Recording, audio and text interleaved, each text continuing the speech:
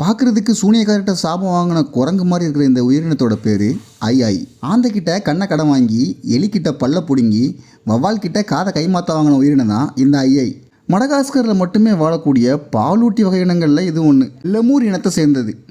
அதோட இது ராத்திரியில் மட்டும் வேட்டையாடக்கூடிய நாக்டர்னல் அனிமல். அந்த மாதிரி பாலூட்டி இனங்களில் ராத்திரியில் மட்டும் வேட்டையாடுற ஒரே உயிரினமும் இவன் மட்டும்தான். அந்த போல கண் இருக்கிறதுனால நைட் இவனுக்கு பயங்கரமாக கண்ணு தெரியும். வவ்வால் போட காது இருக்கிறதுனால மரத்தை தட்டி தட்டி உள்ள ஏதாவது புழுக்களோ பூச்சிகளோ இருந்தால் அதை தேடி கண்டுபிடிச்சி அதை எடுக்கிறதுக்காகவே நடுவரல் விசேஷமாக நீளமாக இருக்கும். அந்த ஓட்டைகளோடு இந்த நடுவரலை விட்டு அழகாக அந்த புழுவை உருவி சாப்பிட்ருவான். எலியோட பல்லு போல் இவனோட பல்லும் வளர்ந்துக்கிட்டே இருக்கும் சாகிற வரைக்கும். பார்க்குறதுக்கு விகாரமாக ரத்த காட்டரியோட 2வது தம்பி மாதிரி இருக்கிறதுனால மடகாஸ்கரில் இருக்கிற மடையன்கள்லாம் இவனை பார்த்தாலே கெட்ட சகனம் அப்படின்னு நினச்சி போட்டு தள்ளிடுறாங்க. பார்த்த இடத்துலையே. இவனை இப்படி படைச்சது இவனோட தப்பா?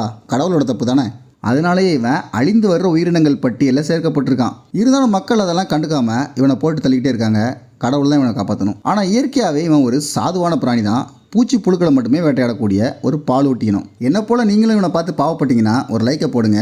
இதே மாதிரி வீடியோக்களை தொடர்ந்து பார்க்க நம்ம சேனலை சப்ஸ்கிரைப் பண்ணுங்கள்.